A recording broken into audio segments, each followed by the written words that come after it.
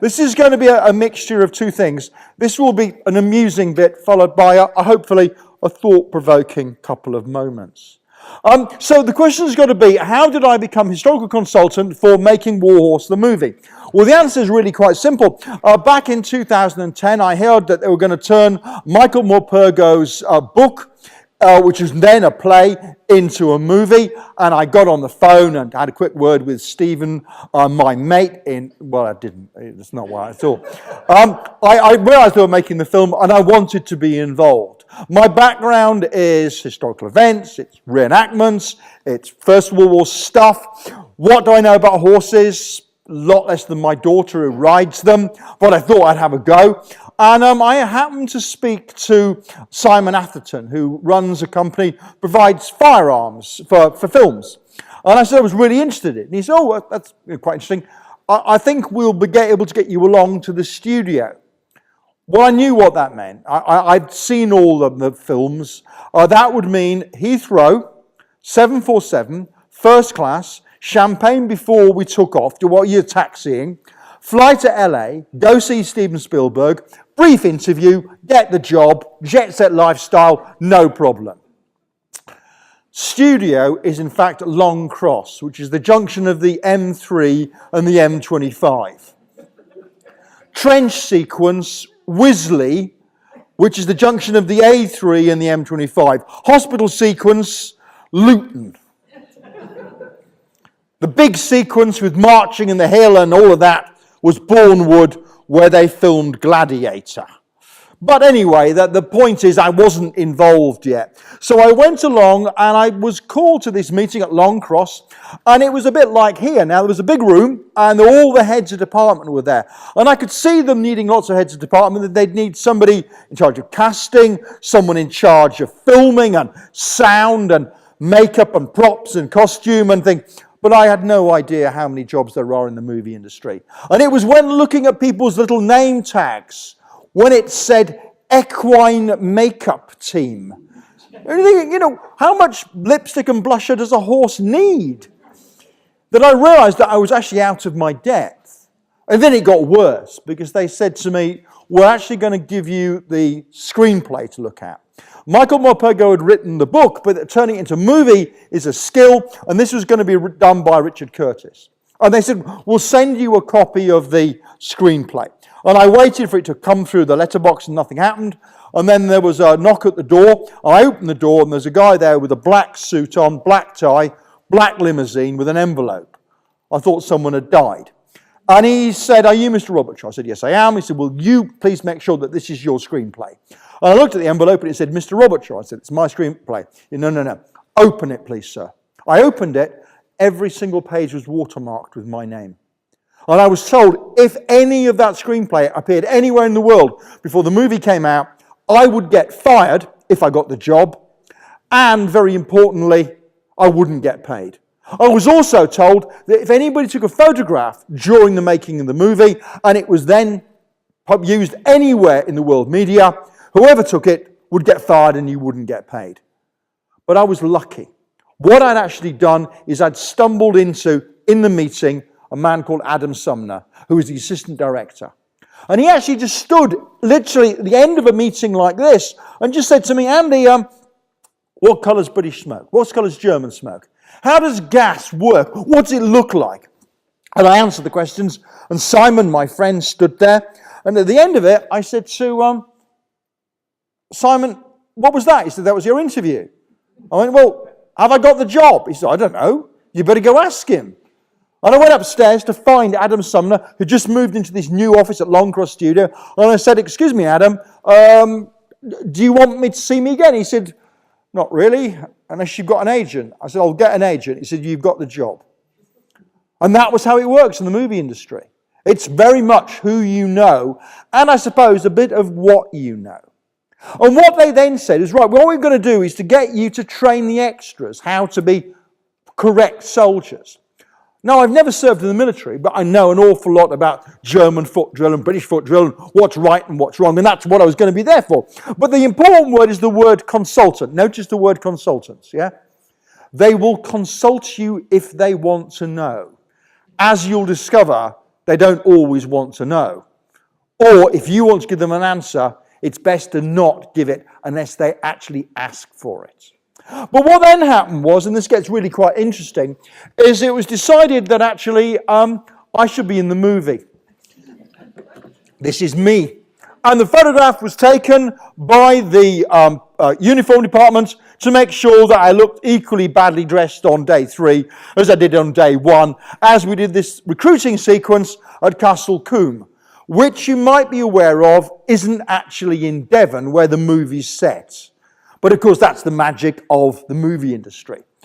Funnily enough, about a year and a half later, I went back to Castle Combe and I parked the car. We were having a meeting with media about the release of the DVD, and I realised that someone had stolen half the village. The reason for that is that I'd never been to Castle Combe in my life. I'd spent a week working in the village and didn't realise that half of it was artificial. All the modern telephone kiosks, all the modern buildings were all concealed behind fascias so you couldn't see it. But they got me to appear as a recruiting officer for the Army Service Corps. Why? Because at the time I was the director of the Royal Logistic Corps Museum, the successor to the Army Service Corps. But by that stage I'd already spent about 5 weeks working with these guys, who are not flies. They are in fact German soldiers, where they're some of my team of extras dressed as Germans. And I had to teach them how to come to attention as British soldiers, how to march as British soldiers, not to do any of that modern foot stamping stuff, all the rest of those things. And at the same time, to do something similar for the British soldiers. Now, you might be aware that I've just shown you 2 pictures that theoretically I can't have. But it's all down to this guy here, who in fact you might have met. He actually worked for a company called Starbucks. He's what's called a barista. I understand the course for barristers is slightly longer. The important thing is that what we're doing here is here at the home of the Duke of Wellington, Stratfield Say, and this guy had actually been working at the Starbucks in Camp Bastion in Afghanistan. He was an ex-American Marine who was desperate to be involved in the movie. And although he didn't tell me, he took a camera with him on location every single day. And this is why I can do this talk. And if you look in the background, you'll see some of our equine friends. So we have vehicles, we have houses, we have soldiers, and of course we're going to have lots and lots and lots of horses. About 130 horses on any one day. And every single day that we were on location, we had people from the American Blue Cross to make sure that no animals were injured in the making of the movie. And they checked on everything. But this is going to be a bit of a surprise for you, because this is the camp which is attacked during the big cavalry charge. The most important thing about this is that the original tents are that size. The tents that they built for the movie are that size. Why? Because they weren't impressive enough. I wrung my hands and said that they're wrong. They said they won't work, not least being at least one horse has to run through a tent. No horse can run through that one unless it's My Little Pony.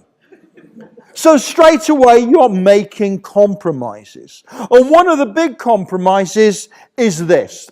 You see, that is the crew looking at us in the camp. You're always aware it's the 21st century. No way can you suspend disbelief if you're making a movie. I'll give you some ideas why. 1, this horse here is Joey. This is one of the... Oh, sorry. Damn, I said one of the Joeys. I meant this is the Joey. No, I can't do that. There are 13 Joeys. 3 of them are robots. One of them is a baby Joey, one's a bigger Joey. And if you think that's a surprise, when you watch the sequence in the film when little baby Joey is taken away from his mum rears up to show, I'm an unhappy kind of horse. And probably says something like, don't take my little boy. Actually, it'd probably say, don't take my boy. Because if you look very carefully in a certain place, you'll find that Joey's mum's actually a gelding. You don't necessarily get what you think you get. And in fact, when the movie came out, what happened was somebody in the audience, a bit like this, at the end of it said, what did you think of the John Williams soundtrack? I said, well, it's very nice. He said, didn't you get bored with it? Sorry, when would we have got bored with the John Williams soundtrack? He said, oh, when you were filming it. When they don't play it through loudspeakers. It comes on afterwards.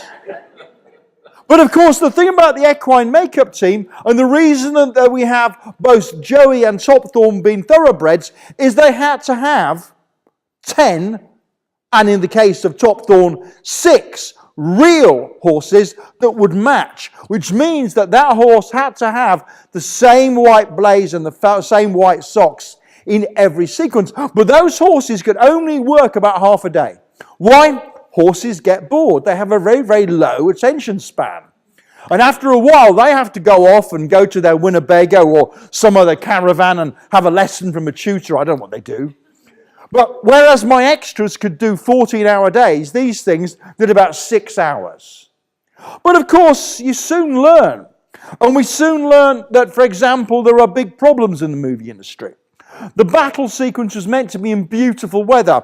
As you can see here, it was pretty bad in August 2010. And very importantly, we've got a little black speck there.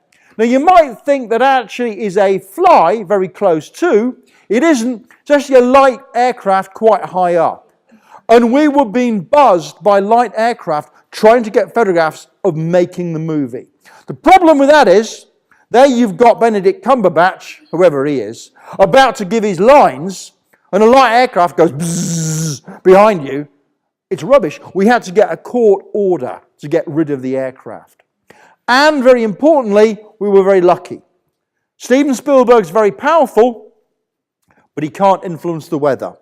So eventually, the weather got better, and we were able to make the cavalry charge.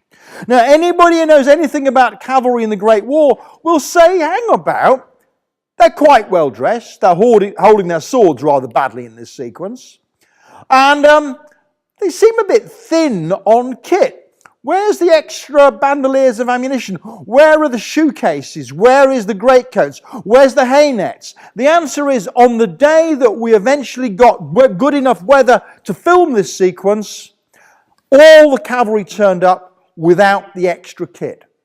Adam Sumner said to me, Andy, is this right? I said, no, it isn't. Why is it like this? I said, I don't know. I have not given instructions for this to be like this. They spoke to the prop department who said, well, if it was a real cavalry charge, they wouldn't have bothered. Whoops. Adam said to Steven Spielberg, this is wrong. Steven Spielberg said, we don't have time. We will film it as it is. Tens of thousands of pounds worth of kit sat in shipping containers and were never used. And you realize that actually on location, each of the departments is a law unto itself, and none of them really cooperate. But of course, we needed to have some dead horses. And of course, they're quite difficult to get hold of, especially following the business with the Findus lasagna.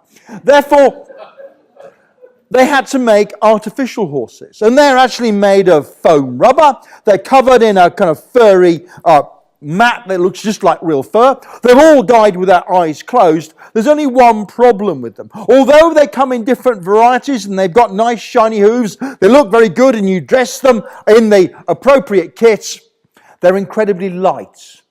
On one occasion, we were caught by a little gust of wind and 2 of the dead horses blew away. On another occasion, when I came back from lunch, my extras, and here they are, had taken 8 of them, laid them in a circle, and were sat on them playing cards. I wasn't certain that Mr. Mopogo would approve of that.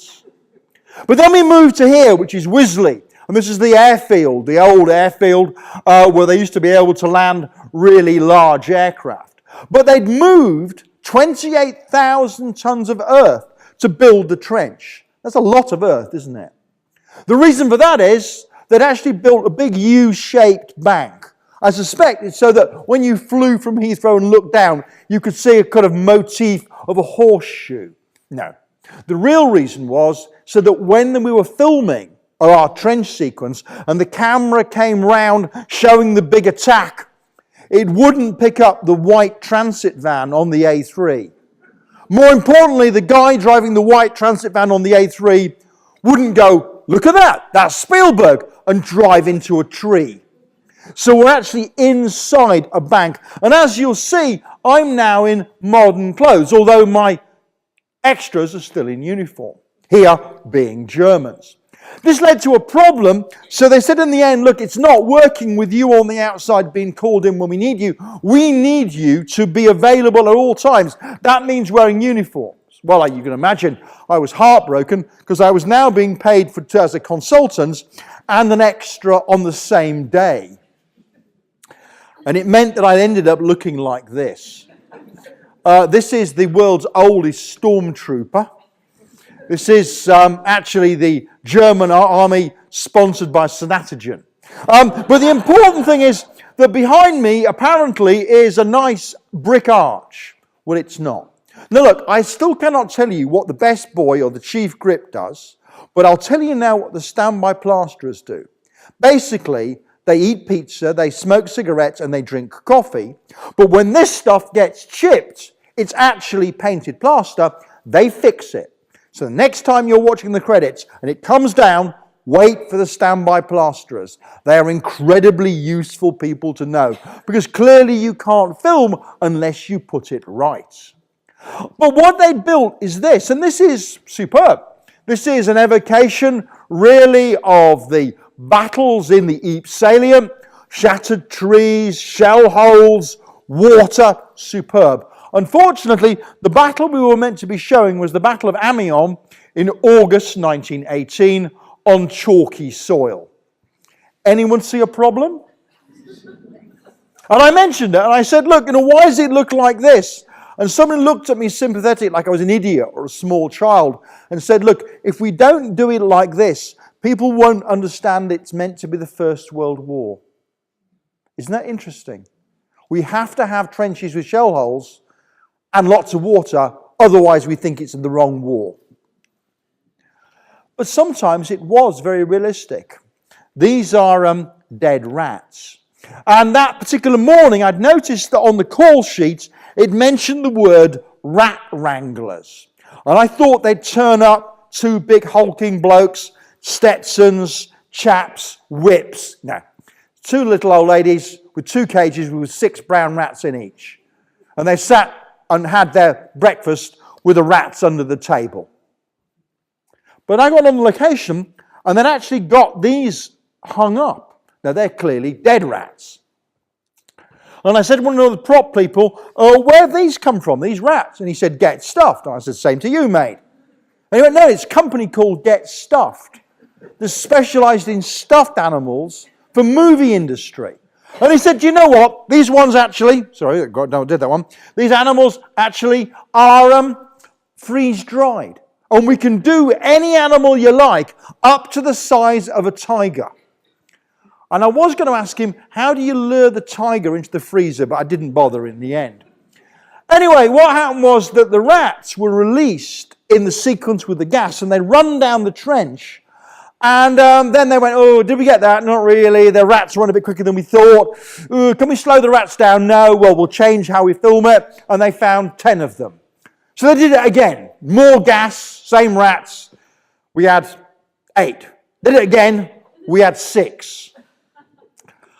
I'd like to think that about now, somewhere near Wisley, are 6 rats saying, have you heard from your agent, mate? I've not heard a word from mine. Because they never came back. They're somewhere out there with the wild rats. Oh, by the way, I mentioned about this company that makes the dead rats and the dead animals being called Get Stuffed. You'll never guess what the company's called that makes fake snow for the movie industry. It's called Snow Business. As in, there's no business without snow business. Who says they don't have a sense of humour? And they certainly did have a sense of humour when it came to this. Because this is me in the sequence when somebody actually has to blow a whistle.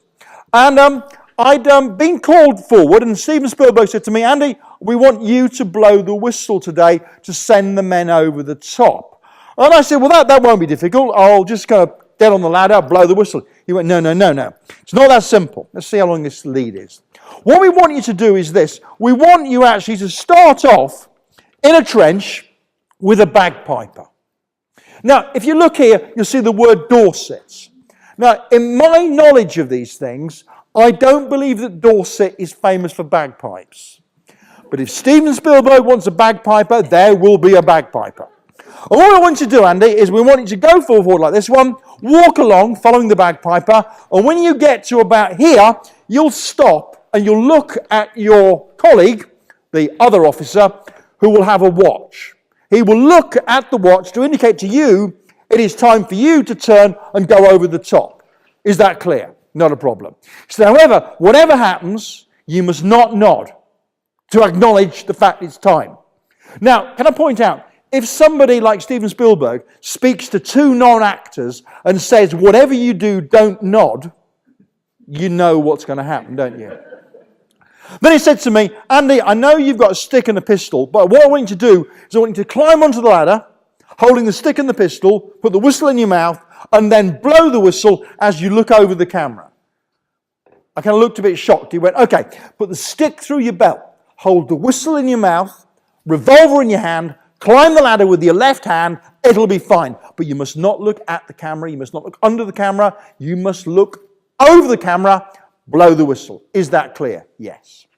We now have about 400 soldiers waiting to go. We've got pyrotechnics, we have everything. It is 9:30 in the morning. All we have to do is film it. And ahead of me is a big camera. And there are other cameras covering all the angles. I am remarkably calm. Why? Because I didn't know I was doing it until 20 minutes earlier. Had someone told me I was doing it, I probably would not have been there that morning. So, we set off. We walk. We get to here. There's a crash. The guy at the back has fallen over in the mud. We go back. Now you're going to say, well, that's easy, isn't it? Oh, no, it isn't. Because the camera has to go back to where it went to start with. That camera is on a 120-foot boom. We get ourselves ready. We set off again. I get further. There's an even bigger crash than before. Because, you see, up there's a guy on a ladder. Can you see the guy on the ladder? He has decided to look back and see how far we've got without realizing the ladder isn't fixed. He's now lying in the bottom of the trench under a ladder with first aiders. We do it again. It is now 11-ish. Things are not looking good. I'm clearly working with incompetent people. I get to here. I walk along. I get to here. I get to my standing position. And there's a noise. Now, if you're going to play bagpipes, one of the things you have to do is to blow them up. If you actually start with the bag empty, it takes time, and in the movie you're not going to have time. Therefore, the bag has to be inflated. So what's happened is the bagpiper has set off at quite a lick with the bagpipes all blown up, ready to start when I blow the whistle. What he hasn't realized is that the ground where he's going to stop is very muddy. And his feet went from under him. But of course, to save himself and his bagpipes, what he does is he squeezes them. It sounded like this. Ah! We go back and we do it again. It is now after 11 and things are looking really bad. We get to here, we get to here, we get to here, we get to here. My colleague, Richard, now looks at his watch. I look at him. He nods. The walk of shame. But it's not my fault. They're all incompetent. Give me decent actors. John Gielgud would do, but not these people. We do it again. I am willing Richard not to let me down. He doesn't do. He looks at me. It's time. He doesn't say, but he looks at those eyes. I am so pleased. I nod. We do it again. It is now definitely lunchtime. I get on the ladder. I have the whistle in my mouth, but I can't hold it with my hand because I've got a revolver in this hand. And the other hand's holding the ladder, and I have to look over the camera, look suave and sophisticated, well, in my dreams, and blow the whistle. It basically goes...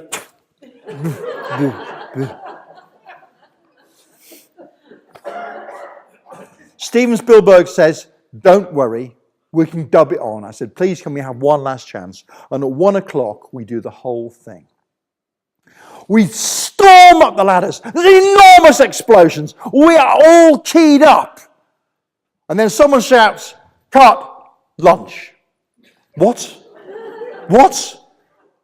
It's not real. It's a movie. We go and have lunch. And then the war continues after that. And that's the point about all of this. It's not like you imagine.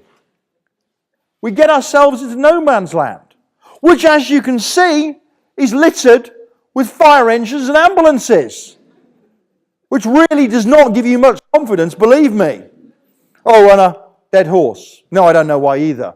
You're probably wondering what the red thing is there. That's a calopropane cylinder, so we can keep the fires going to make it even more authentic. By the way, when we set off across here, I noticed bullets hitting the water. And in a little break, I went to speak to Adam and... why did it do that one? Okay, sorry. Fine, okay. I went to speak to Adam and the others and said, why are there bullets hitting the water? And they said, don't worry, it's not real bullets. They're paintballs. I went, yeah, but they're coloured. They went, no, we use plain ones, clear ones. Oh, I said, that's all right, because I was a bit worried. Anyway, Simon said to me, I'll show you in the next take. And we literally came up over the top, went through the water. I'm wading through water, and I noticed to my right a bullet strike, then another bullet strike, then another bullet strike, then another bullet strike. And somebody who actually got the DVD said, you know that scene where you get shot in the leg? Oh, it was ever so realistic. Too right it was. It hit me right on the kneecap. And I stopped being paid as an extra because I was now officially dead.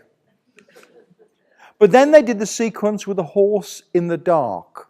Now you're probably wondering how they did this. The answer's simple. They brought in one of the Joeys I'd never seen before. Why not? Because he was stone deaf, but very difficult to work with.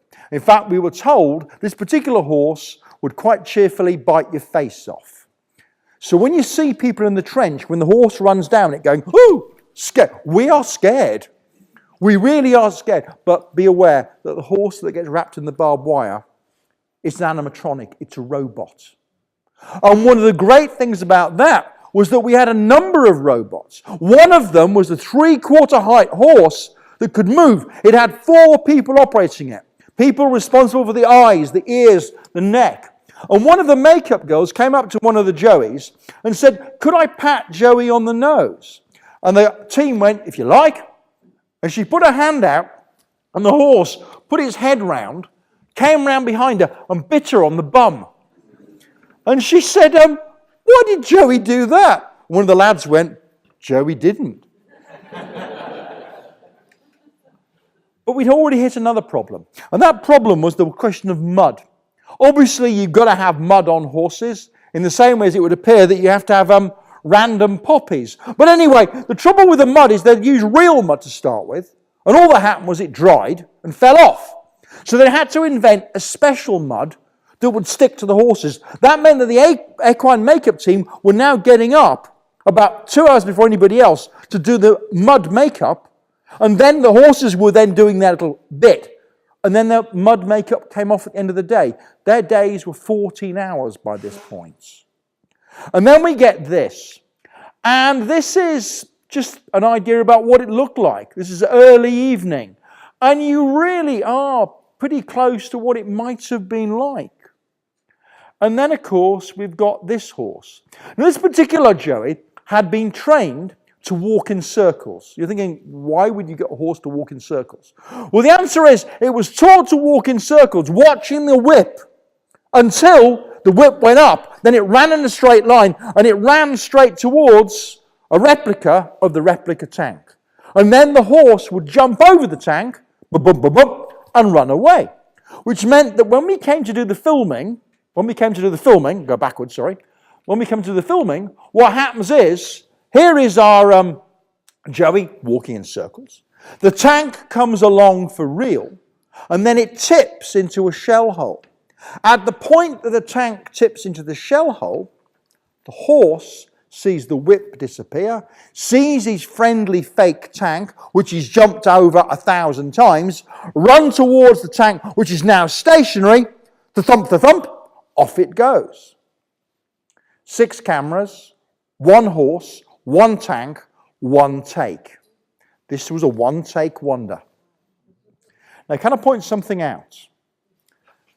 Andy's filming 7 takes. Joey's filming 1 take. Did Andy get an Oscar? No. Did Joey the horse? No. I think we're quits. By the way, the tank has now been bought by Bovington Tank Museum.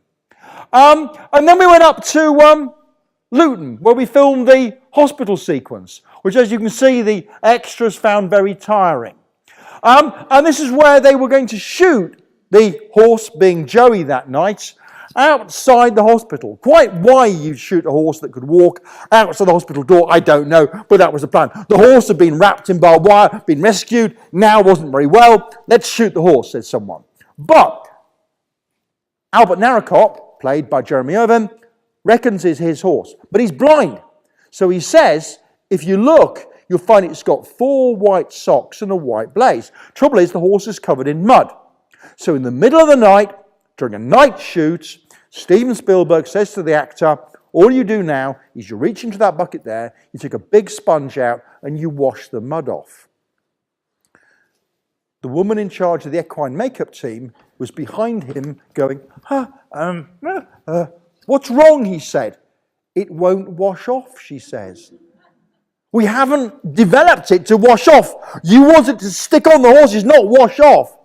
And he went, go away, get me a Joey with real mud, bring it back here. You've got 30 minutes. Because it was costing tens of thousands of pounds to have a crew doing nothing. And that's exactly what happened. But it shows how you can plan and still not get it quite right. And then we moved here. This is the Bourne Wood. This is where they'd filmed Gladiator, where they'd filmed some of the Robin of Sherwood, and there was a prisoner of war camp. There was loads of Germans. There was loads of horses. There was a horse butcher that never appears in the movie because it was felt it might upset people. Although actually, thinking about it, product placement, Findus would have sponsored this. There were doctors, and there was an absolutely enormous artillery piece. Now, can I be honest and tell you 2 things? 1, that artillery piece does not need to be at the top of a hill to fire. It's better off at the bottom of the hill. But if you're going to have horses pull it up the hill, it has to go up the hill, doesn't it? Next thing, horses never pulled guns that big. Why not? They can't. But that's the marvel of the movie industry. They can in a movie. And they're actually going to pull that gun up that hill, which later, actually, in a previous life, had the Sheriff of Nottingham's Castle on it. That's another story. Here is my camera with the big boom. Here is all the tents for Spielberg and his entourage. And to make it more authentic, we had a very small amount of fire. It's about 120 meters long, and it's fired from a flamethrower. And what it means is that when you watch it, you've actually got your groups of horses, men, and an enormous fire, and there a firefighter trying to stop Bourne Wood from burning down. There is the camera, and running right down the middle of my hill is a black mark. That is a big steel hollow beam, inside which is a hawser fastened to a winch, and underneath the gun is a pin. And when you see the horses struggling and the men pushing, it's called acting. They're not really doing anything. And one of the sad bits in the film here is when one of the horses, a grey, isn't trying very hard. So to encourage the others, a German officer shoots one of the horses, the grey.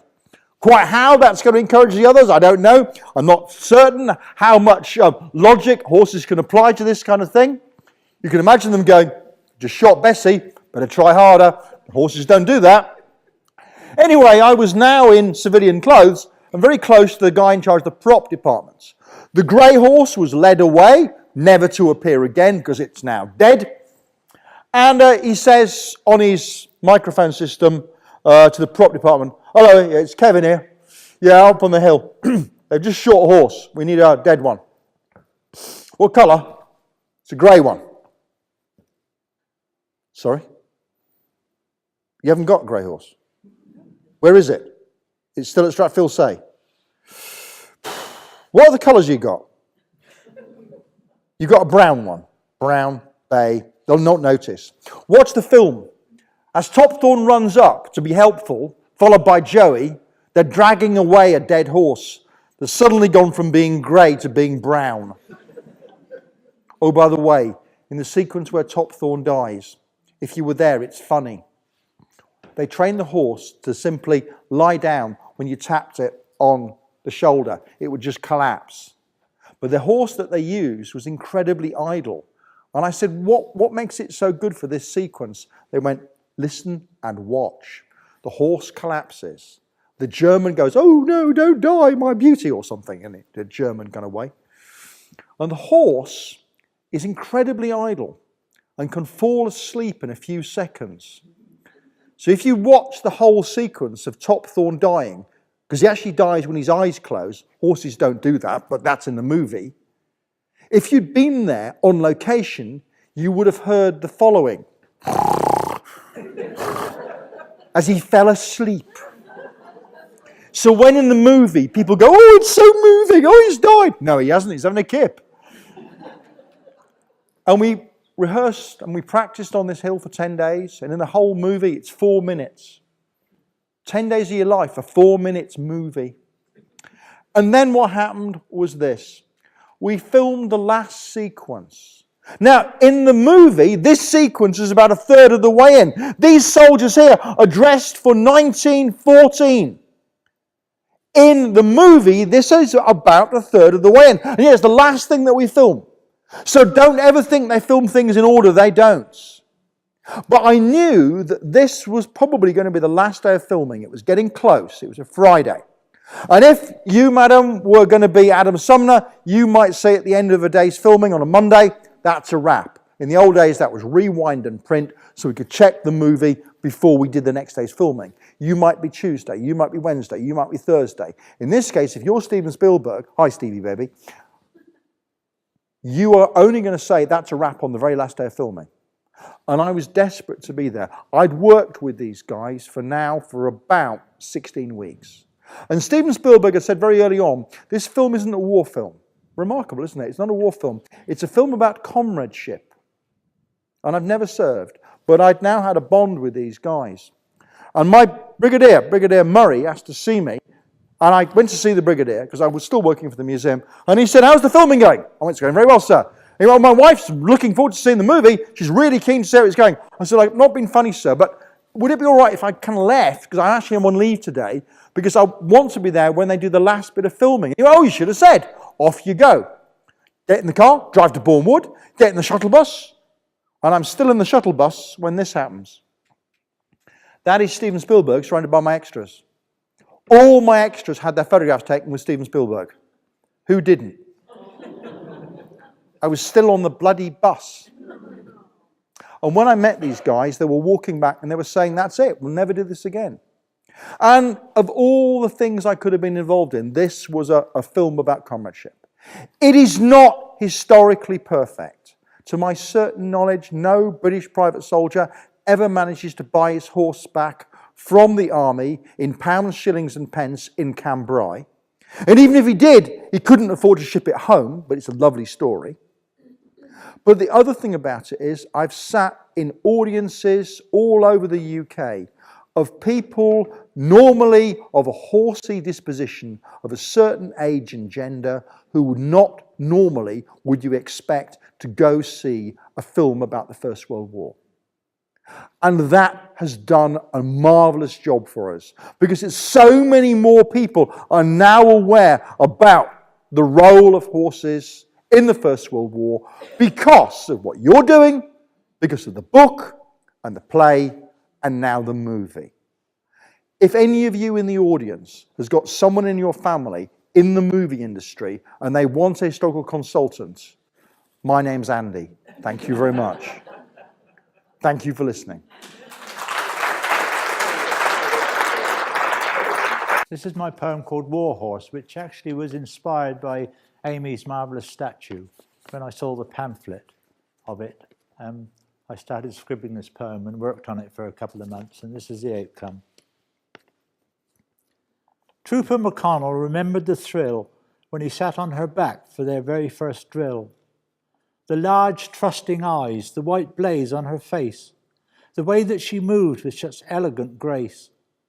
She had just a number, he thought that a shame, so he christened her Sadie, his own sister's name. His passion for horses began as a lad, where he lived on the farm with his sister and dad. The army had offered a good steady wage, and like many, he lied when they asked him his age. They were posted to France in the spring of 15, when Declan McConnell was just 17. Sent up to the front on their very first day, they were soon at a place in the thick of the fray. The men called it Wipers, although, truth to tell, a better name for it might well have been Hell. The call for the big push came early that day, and the squadron was mounted and soon on its way. Led by the colonel, they galloped along to a hill where the gunfire was loud and prolonged. Declan patted his horse's mane, called in her ear, "Come, Sadie, my beauty, we'll show them no fear." Once over the ridge, they were soon in the fight, with horses and men going down left and right. A sudden wild lunge, Sadie whinnied with pain, and Declan was thrown, but he clung to her rein. He was dragged along briefly as Sadie limped on, but she stumbled and fell, and he knew she was gone. He cradled her head as they lay in the mud, his copious tears now mixed with her blood. He whispered his love for her, called her his queen, the most beautiful lady there ever had been. She gave a last gasp, the whole body shook, and the eyes that stared back had an unseeing look. As he knelt by her side to say his farewell, he was struck in the chest, and he died where he fell. In his pocket, they found his last letter home. It said, "None of us knows of what is to come, but in Sadie I found a true loving friend who'll fight and stay with me right to the end." Thank you.